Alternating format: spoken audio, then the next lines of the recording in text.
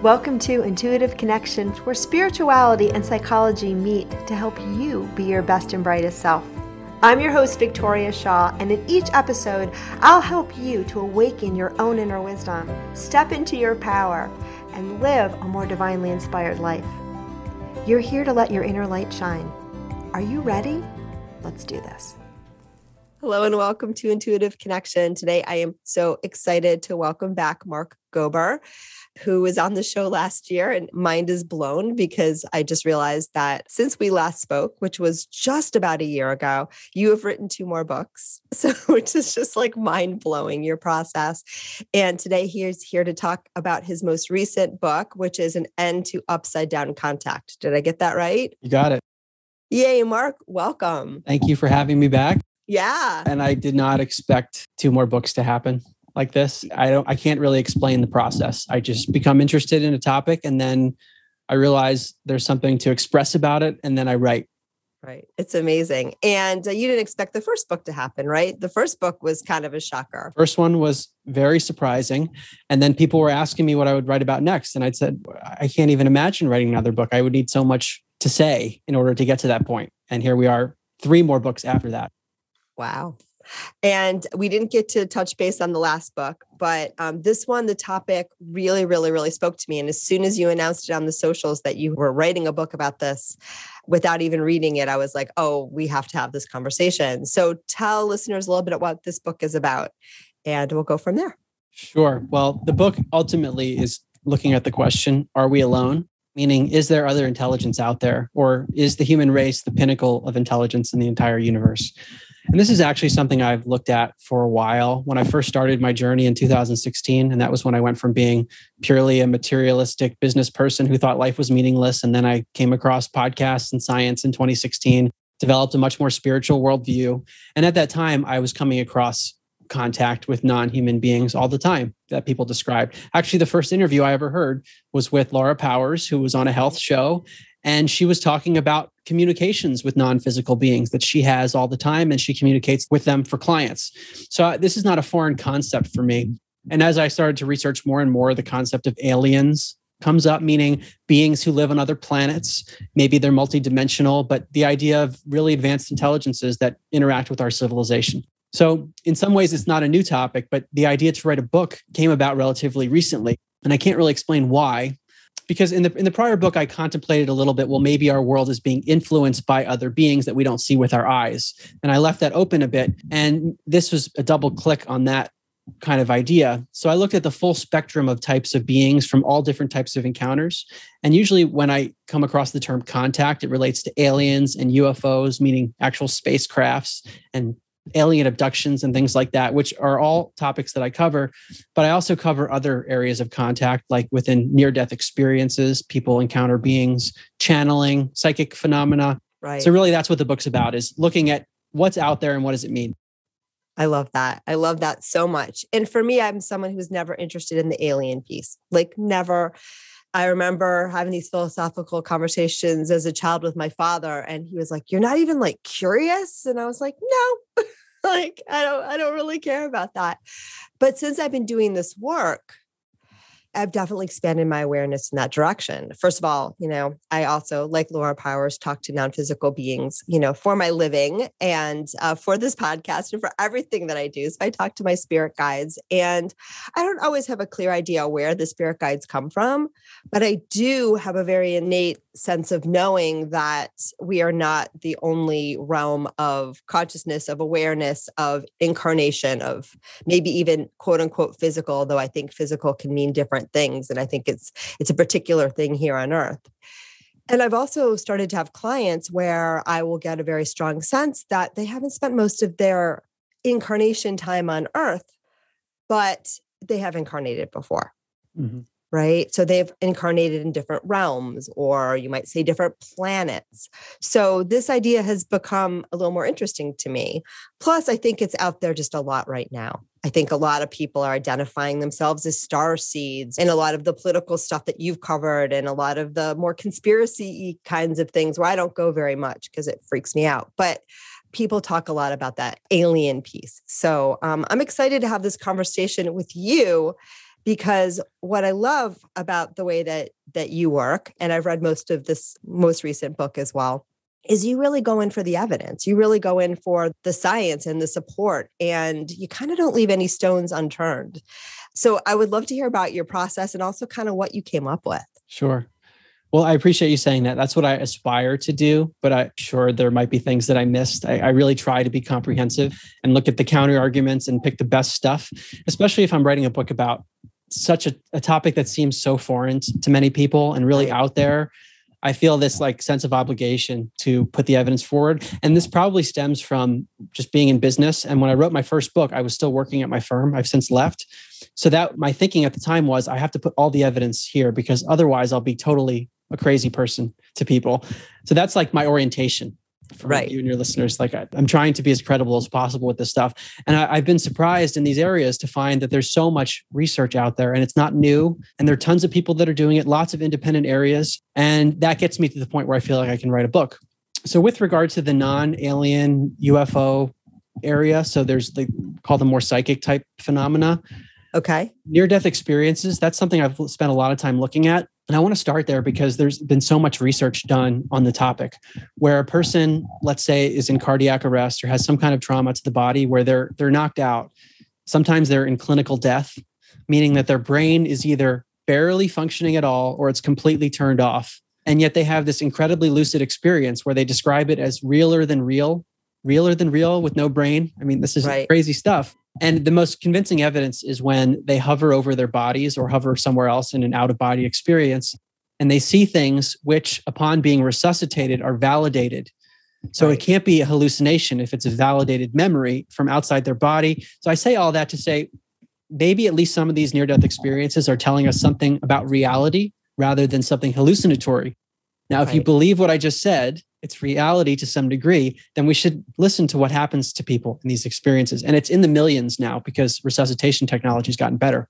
Before, more people would just die and not come back. And there are ancient cases of it, but many more in the last few decades. Wow. Often people describe encountering other beings.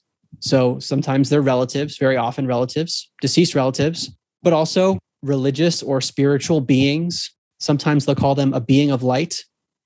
Commonly reported that was some kind of highly advanced intelligence that they interacted with. And it told them something about their life that was very important. Sometimes it could have to do with their soul's heritage. In these near-death experiences, there are even flashbacks and flash forwards where you see the future. So there's some kind of highly intelligent being that is separate from the individual to the extent that there's separation in the world. Because in the world that we operate, there is separation. I would argue at the highest level, there is none. So in this perceptual reality of separation, there's something else there. So I want to pause on that because I did talk about this in my other books, but that is such a profound idea. There's some other intelligence that actually seems way more intelligent than us that is there, that seems in many cases to even know us from before, from past lives. That comes up a lot. And I'll just pause there. Yeah. Now, you have to remember too, that on this podcast, you are preaching to the choir. You know, my most downloaded episodes are anything that has the word spirit guide in it. So that seems to be what listeners are already plugged into and tuned into. But I love the fact that what you're out there to do is give some credence to that, give some credence to people that maybe are like, that's kind of a weird idea, but wait, you know, there's a cogent argument for why it should be. And there's evidence and support for why it should be. And I love the idea of near-death experience too, because you have said in, I think your first and your second book, this idea that if you believe that everything, the materialist paradigm, or you later on called it physicalist, believes that everything emerges from matter, right? So it's matter first, and our consciousness is just an emergent property of our brain. And when our brain stops working, poof, you know, everything goes dark. And what a near-death experience shows you, not only does everything not go dark, it gets brighter. It gets brighter, it gets clearer, it gets more real. And we start to see things, I think, the way that they really are, which means, of course, that the brain is not the driving force and that consciousness is the driving force of our experience. And that most likely it is our consciousness that creates matter and not the other way around. Yes, and it recontextualizes the brain. The brain, under the view you just described, which I totally agree with, the brain actually gets in the way of consciousness, or it processes it in a certain way such that we have a targeted experience in the body. But when the brain gets out of the way, consciousness is liberated in some fashion. So there's this broader reality that's always been there, but our perceptual organs of the body block it out. Right. So in the near-death experience, the blindfold is removed. Right. And then we start to see these non-physical beings. Yes, exactly. And is this a very common thing? Like most people that have near-death experiences do experience. I mean, we all hear about the tunnel, but the beings is a significant piece as well. Yes, very, very common. So this is not a fringe thing. This is just part of a traditional near-death experience. And it can vary. So the type of being involved is described differently. There might be different religious figures. Some people will describe what they call Jesus, or other types of spiritual entities that are described in other traditions. Sometimes they'll just call it a being of light. Sometimes they'll say they encountered God. And it leaves us with many questions about what they're describing. Like, are they describing the same being? Or did they actually encounter different intelligences, like different unique beings? And then if that's the case, why did one person encounter Jesus and someone didn't encounter Jesus? And Jesus is not always encountered in people who had Christian faiths as their religion. So there's all kinds of complicating factors here. I don't pretend to know what's happening, but this is common knowledge in the near-death experience realm that these beings are reported. Wow. And I know for me, because I've actually assisted some people in crossing over consciously, purposefully, the way that I've experienced it and the way it's been explained to me is that our guidance, I believe we all have spirit guides, whatever that is for you. And oftentimes our loved ones, and sometimes loved ones in bodies too, will either consciously, which has been the case for me, or just unconsciously, and yet we still have a part of ourselves that's not in human form, that is super aware, that can do all sorts of cool stuff and is doing cool stuff all the time. You're just not aware of it because you got the blindfold on, but they will come to be of assistance in the crossing over process. And it's my understanding too, that the crossing over process, it depends in part on sort of how aware you are about the process from your human perspective. So if you have ideas about how it's going to go and you have some awareness and you have not a lot of fear about it, that will often facilitate a smoother transition. I've also been told if your spirit has hopped in and out of bodies a lot, meaning you've had a lot of human lifetimes, that things tend to go smoother just because you're kind of a pro. But we all need, or many of us need, beings to support us in the transition, because it's very different when the blindfold is off and it takes a little while to reacclimate to not having a body and not being in human form. So my understanding is these guides and people show up for that transition, and they'll show up in whatever form we need them to help us bridge the gap between our human understanding of things and our freer, more spiritual understanding of things, which can be very jarring to a soul that hasn't, made that transition a lot, or lives in a lot of fear, or just needs a little helping hand getting, on the other side of the veil. So that's always been my understanding of the process. Not from any research, just from what I've been shown and what I've experienced. Well, what you described there is what I've come across in my research too, that many people say that the beings encountered or the nature of the experience itself is catered to what the person needs for whatever reason. And so there's an intelligence even behind the whole process, which is mind-blowing, of what's guiding that intelligence to know where your consciousness should go after you're in a physical body. I don't fully know, but on this topic of spirit guides, I want to give an anecdote that's really stuck out with me. John Mack, who was a Harvard psychiatrist, head of psychiatry at Harvard, Pulitzer Prize winner, he began studying alien abductions from a psychiatric lens, people who claimed they were taken on a spacecraft. And he would use techniques like hypnosis to try to get to the bottom of it. And long story short, he concluded that this was not a psychotic report, that there was legitimacy to what came across. Okay. But in his book called Abduction in 1994, because he's a psychiatrist, these are like case studies, really thick case studies on people that he went through the process with. And there was one of his subjects went through in the hypnosis process, went through multiple past lives too. And the being that was described as an alien being was involved in helping that soul transition from lifetime to lifetime, implying that this quote unquote alien being was a spirit guide effectively. So it raises questions as to what are the species that are guiding us? Maybe there are many of them. Yeah. Oh, that's a great one. That is such a good point. And I know that a lot of channels, so people who are able to connect with non-physical beings, and then the human speaks the non-physical beings' words or thoughts or communication through their physical. Everyone probably listening to the show knows what channeling is. But anyway, there's a lot of channels, right, that do claim to channel non-physical beings that are aliens from other realms, from other planets. I don't think it's a new idea. And I don't know what you think about this, Mark, but I think it would be almost naive of us to think that we're the only consciousness, only beings here in this whole ginormous universe, or maybe a little egocentric, or maybe a little both, right? I mean, of course, consciousness is everything and everywhere. Yeah, well, I agree with you. But what I've learned is that there's like a spectrum of the way that people view the world. One end of the spectrum is what we perceive with our eyes is close to reality, or at the most extreme, they will say it is our reality. Whereas other people say that what we see with our eyes is a tiny little sliver. It's like the special case of a much broader case. So your perspective, I agree with, because you're much more on that end where there's a lot more than our eyes see physically. Whereas others want to believe what they've directly perceived. And if they haven't directly experienced it, it sounds too outlandish. And it's probably not your audience, but it's something that I come across a lot. Right. I love what you do because I think, like I said, I have the honor of mostly preaching to the choir, and I like it that way.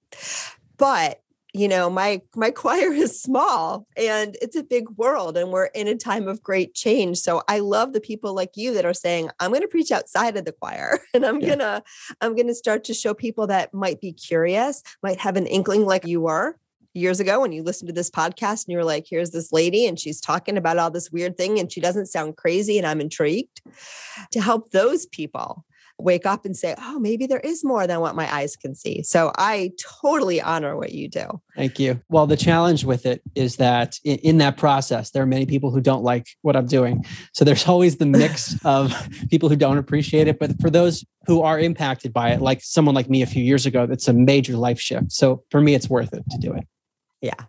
And so I'm going to pivot a little bit because as someone who's never really thought about aliens, never really been very interested in it, except that, you know, through my own work. And I've seen, and we'll talk about that too, because I've seen lifetimes for clients on other planets. So mind blowing, but I have. So that again, I tend to believe what I see with my third eye, with my intuition more than anything else nowadays, which is probably backwards for a lot of people. But anyhow, I do have to say that somewhere around the day, it might even been like the very day that I reached out to you to schedule this interview and grabbed your book, I saw a UFO. Yeah, seriously, Whoa. True story. I looked out my window and there were these floating lights over the Pacific Ocean. And I wasn't the only one who saw it either. So other people in San Diego also saw the lights, and it was all over Facebook and all over the place. Eventually, they were claimed by some kind of military. At first, there's tons of military around here. And at first, everybody was saying, nope, that's not us. Nope, that's not us. And then about 24 hours later, someone, I don't remember who, because I was following it, said, oh yeah, that was us. That was some flare activity or something. I actually don't buy it. Yeah. I 100% think that, you know, my interest in aliens manifested some, because that is how this twisted little brain of mine rolls. But never in my life, but there it was. So I'm curious to know what you think about that. What's the research on these spacecraft sighting kind of things? And again, I was talking to a friend and she was like, yeah, I don't know if I buy that military thing. That seems like an easy excuse. So could have been. Yeah. Who knows what to believe with the government, although they've been talking about UFOs more in recent days. Oh, yeah. Well, yeah, there was a congressional hearing recently about UFOs. So this is much more in the mainstream. Wow. Now, whether or not they acknowledge who is operating the UFOs, that's a bit different, but it's out there. People are talking about this in mainstream publications. They're talking about UFOs. And with regard to the synchronicity that you described, this is something that comes up a lot.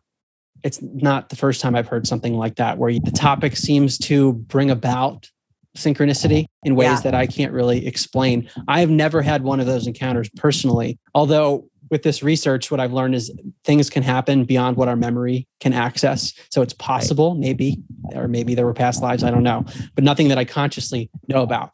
Now, with regard to the sightings, in the book, I have a whole chapter on this, and I was just shocked to find out how many sightings there have been throughout the ages, really, even going back to like biblical narratives. Ezekiel's vision, if you read the text of that now, it sounds like he calls it a fiery chariot with creatures. I mean, that could easily be a UFO description. There are many descriptions like that. But in the last 100 plus years, there's so many reported cases. And I cite Richard Dolan very often. He's I think a really good historian, period. And he's applied it to UFO research. And it's like amazing to read this guy's stuff because he's treating the UFO field like a historian, which you wouldn't expect. He has these 2 books called UFOs and the National Security State. They're these 2 volumes. They're massive. And they just go through sighting by sighting of what people describe. Wow. Even some of them in the 1800s before we had sophisticated flying technology. I mean, there have been more reports since airplanes. Right. And some of them probably aren't actual aliens or UFOs. And some might be advanced military. It's possible. But there's got to be some. There's so many bizarre instances. And I'll give one that has stuck out in my mind. It's called the Rendlesham Forest incident from 1980, where there was a craft reported in the forest and officials went out to see what was going on and they encountered this hovering craft. And one of them touched the craft. Okay, he went to bed that night. And the idea was this was probably not a human craft. That was thinking that there was something advanced to it. He went to bed that night and he had these zeros and ones flashing in his mind that he couldn't get out of his mind. Wow. What's going on here? And he just had this urge he needed to write them down. So he filled his journal, 16 pages of these zeros and ones that were in his mind. This is a controversial case that many people debated. And he's been on shows and documentaries since then. And he was on the set of a documentary years later. I think it was like 30 years later. So, wow. And he had his journal with him and he was flipping through the pages for some reason. And one of the other journalists on the set said, wait, stop at that page. They saw the zeros and ones and said, that's binary code. We need to decode this. So they've since decoded it and it corresponds to coordinates on the planet, like sacred sites. What? Egyptian pyramids, places like that all over the world. And there was a message too that was kind of vague about the evolution of humanity. I'm paraphrasing that they decoded in it. So that when things like that happen, that is very curious. Is it just a military craft or was there an intelligence somehow interacting with this person? Yeah, that's amazing. And I was thinking about Egypt and I was going to ask you about that because I know that there are some theories or some beliefs that a lot of those sacred sites, there was the evolution of humanity was guided by beings from other planets, other galaxies that, have had a course in the evolution of humanity, some for better and some for worse. I know you talk about in your book. And I know that when I traveled to Egypt in 2019, I had very clear memories and experiences of being there, but I also had a sense of something extra human. I remember being at the base of the Sphinx and there are hieroglyphics. And I don't actually think those are the original ones, by the way, but I'm not a historian. This was just, but I remember being there and having a very clear memory that it wasn't something that you read. It was something that you knew. You'd put your hand in front of it, and that's how you would get the code, get the information. So it was a very different thing, and it felt very extra-worldly. Like it did not feel like a human thing. Yeah. And I also had the information that what happened was we had all of these things, but over time, when humans kind of took them over, they got watered down. So then it became a language. Then you saw these hieroglyphics and you didn't understand or no one knew how to interact with them anymore. And so they became more of a language. And eventually over time, they became, so it was fascinating, but I had a lot of these kinds of experiences of understanding there was something that was way beyond where, we would understand humanity to be at that time. Mm-hmm. So I don't know if that made sense. It does. And it aligns with a lot of what I've researched on some of the UFO reports where people have actually seen hieroglyphics. Ooh, that came up all over the place. So cool. There's something strange. Yeah. I don't fully understand it. I would say we probably don't know our true history. That's my current hypothesis, that these beings have been involved. When I say these beings, it might be many species of beings who have different intentions. So it's hard to lump them all together. Some might be very benevolent, maybe others not so much, some in between. And they might literally be different species who have different things they care about. It's very interesting to me that this case was decoded, the Rendlesham Forest case, and the decoding showed pyramid sites all over the world. So what's going on our planet? Is there some like energy portal, these places? I don't know. But, in my mind, I can't imagine, again, if we are not alone, and I don't see why we would be, I can't imagine that there's not going to be some interaction. I also, though I'd like to think Earth is the only place where things ever get wonky, it's possible that this ego thing has been a thing in other realms as well. And so it's possible too, right? That, there's a range of energies and a range of forces that are communicating with us all the time. And some of them are of a higher vibration than others. I would also think that because Earth now has a range of vibrations, that we're going to attract in a range of vibrations of extraterrestrial. And I'm going to use the word support because I think on some level, everything is supportive, even when it doesn't feel supportive, because I think everything serves the highest cause. But it kind of makes sense to me. Yeah. So, and also, if we're in a universe that has such great diversity, we would expect a diversity of beings. And I also wonder if we're a reflection, if we're mirroring each other in some way, these beings. Because if we're all interconnected, maybe there's something in that, in the quantum entanglement, if we want to apply that there. I don't know. But I've often wondered about that because there does seem to be a mirroring. That makes sense too. Yeah. And, whenever we talk about others, there's a mirroring, right? What we see in other people, it's going on within us. So that really resonates. That makes a lot of sense. All right. What else do people need to know about all of this? What else surprised you? I was really surprised about the abduction research, that this actually happens. And there are different interpretations. Some say it's very negative. The beings do not have our best interests at heart. But others have these extremely positive experiences with the beings where they're healed. Right. But actually being taken aboard crafts, that I wouldn't have necessarily believed. And I started to read John Mack's work and then started to go down the rabbit hole there and realized how many people are reporting this.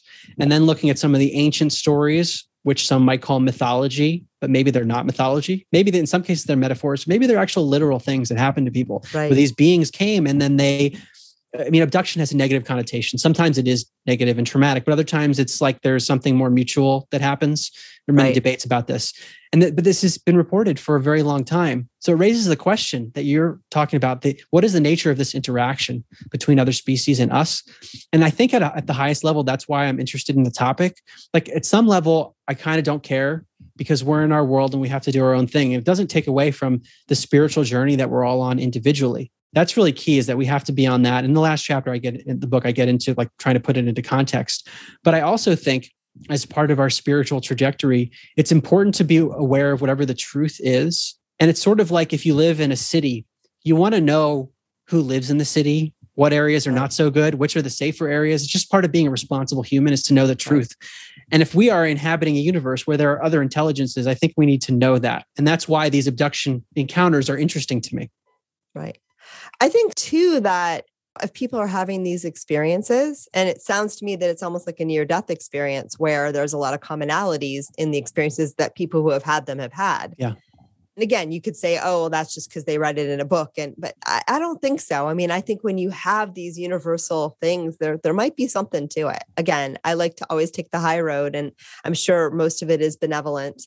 And I also think, you might not even know if it was or it wasn't. But anyway, I don't want to go down that rabbit hole too much because, as I told you before, it scares me. Yeah. Well, one of the things that people report with regard to near-death experiences, Kenneth Ring, who is a psychologist at the University of Connecticut, mostly a near-death experience researcher. And then he decided to compare near-death experience research to UFO encounters and abductions. Okay. And what are the commonalities, even though they're very different experiences in terms of the actual specifics of what they encounter. And many people had spiritual awakenings from the UFO encounters. Even if they might say on the surface, this was not pleasant, it opened their reality to something new. And they came back just like a near-death experiencer who had trauma in some way because they almost died, but their life changed. And what he found in comparing these two groups was that two groups, meaning the near-death experiencers and the UFO experiencers relative to control groups, that they became more spiritual, but not more religious.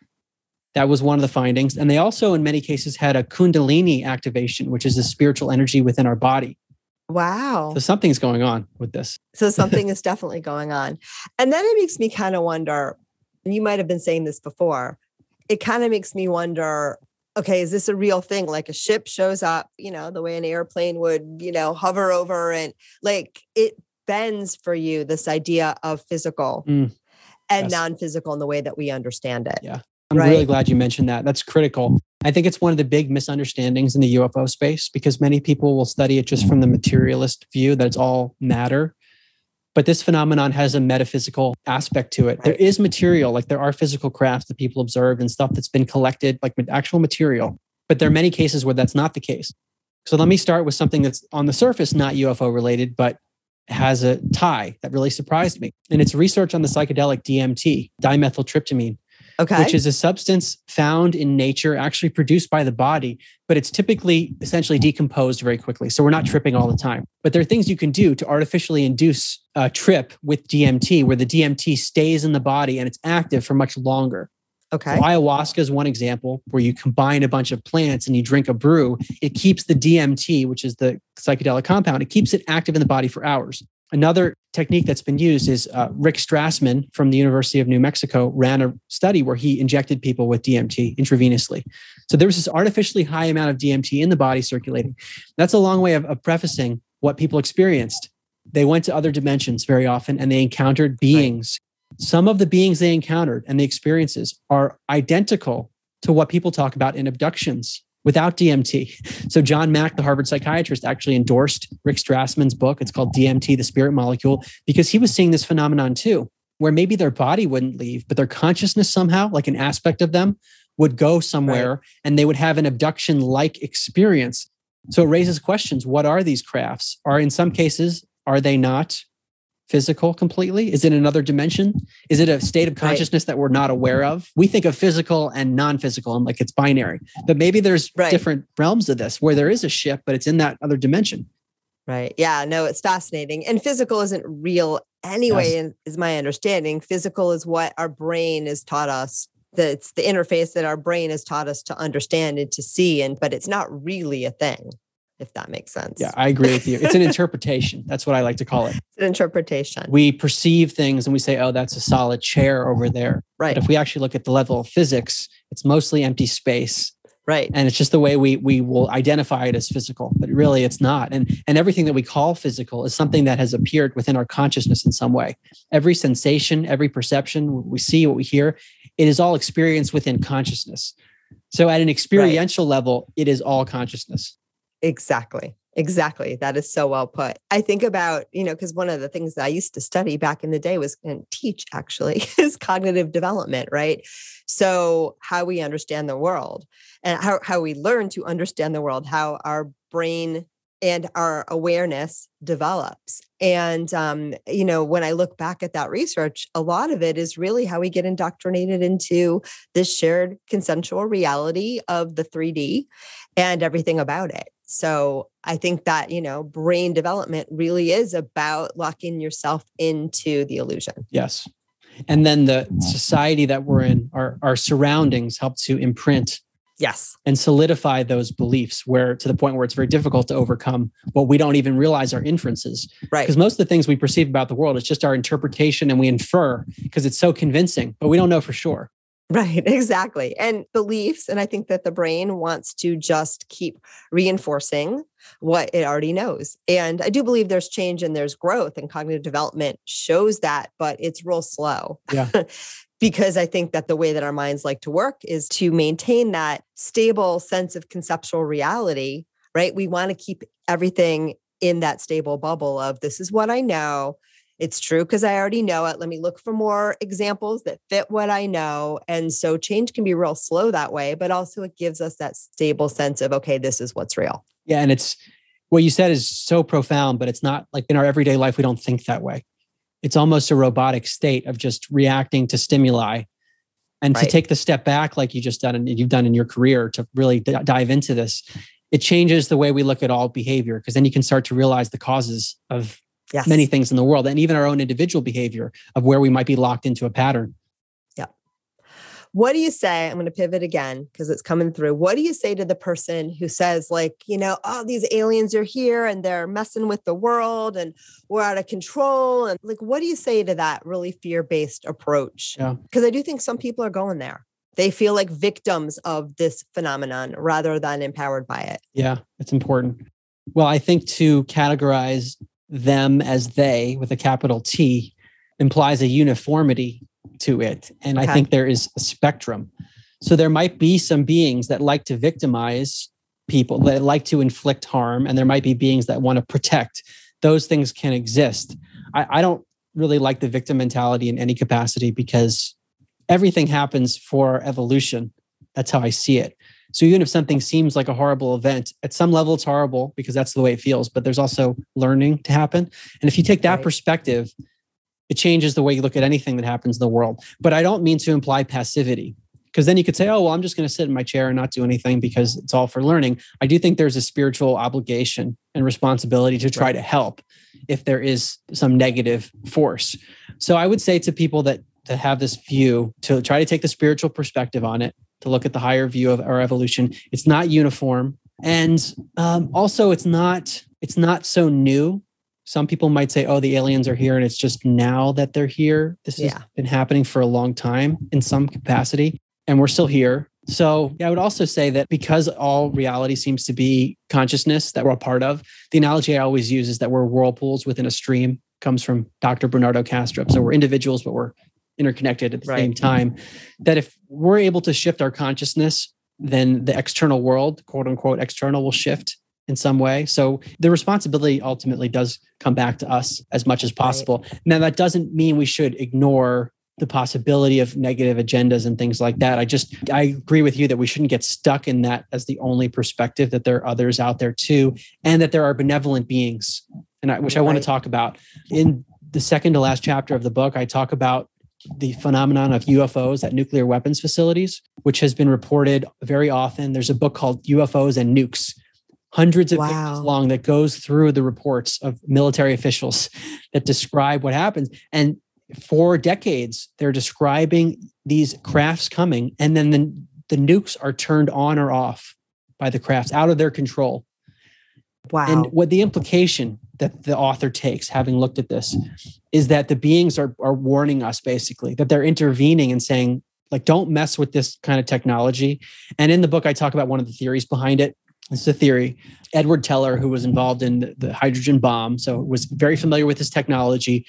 He told Philip Corso, who had a famous UFO-related experience. He claims to have been involved in a research and development program within the U.S. government that collected stuff from Roswell in 1947. They were using the technology to actually help industry. So he has since passed away, Philip Corso, but his son conveyed an experience that his father had with Teller. Okay. And Teller told his father, allegedly, that the aliens started becoming more interested in our planet around the time of nuclear weapons development because the explosions impact other dimensions, which has a direct impact on those beings.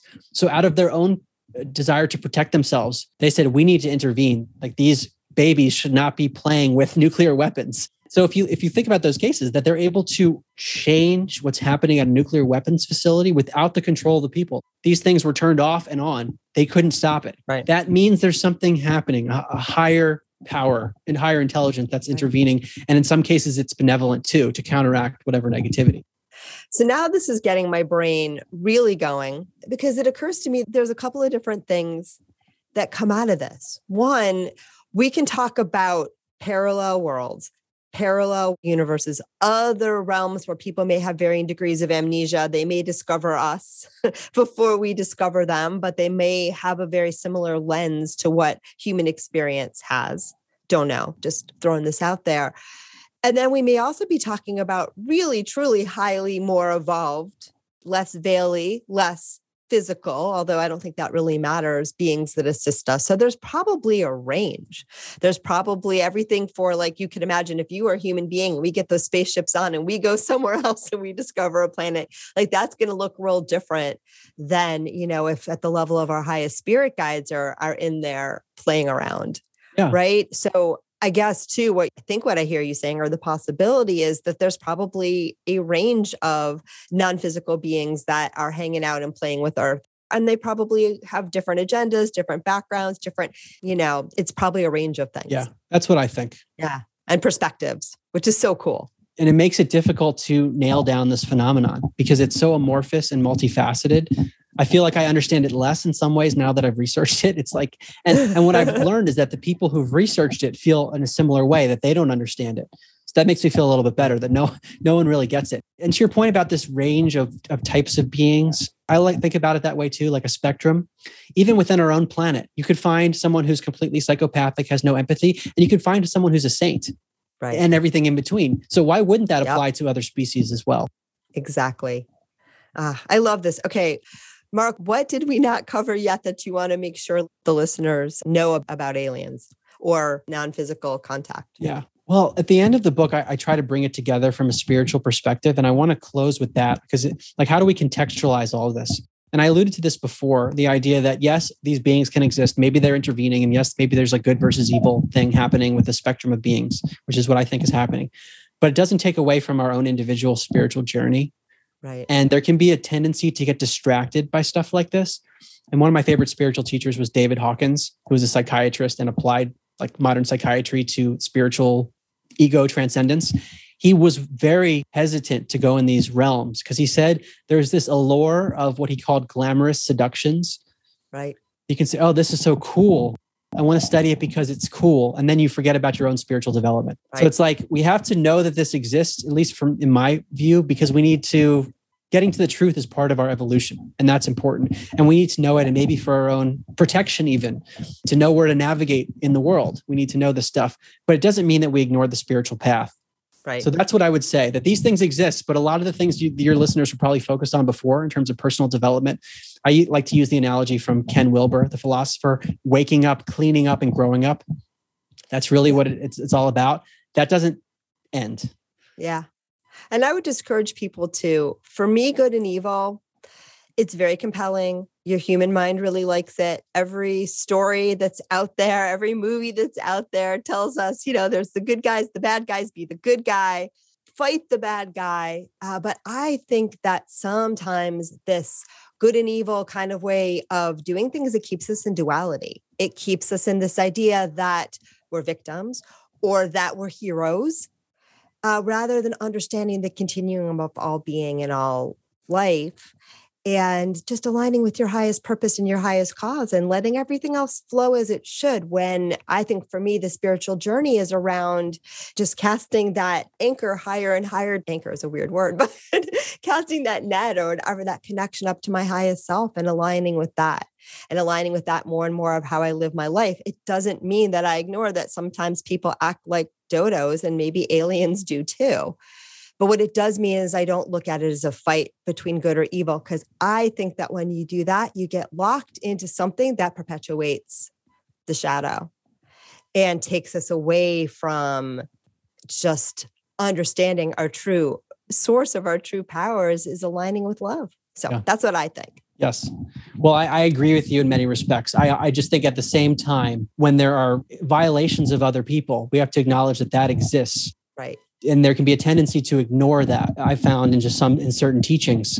And so I try to highlight the fact that those things do exist, and the darker part of it does not think like an empathetic, normal person. Yes. So by being aware of that, we can try to protect in some way, because that's the duality we exist in. We can't ignore there are just certain factors. And at the same time, holding exactly what you said, that we have to move toward the state of what many call unconditional love. Like that's ultimately where it is. And acknowledging that we live within duality, but it's within the context of non-duality, and it makes no sense.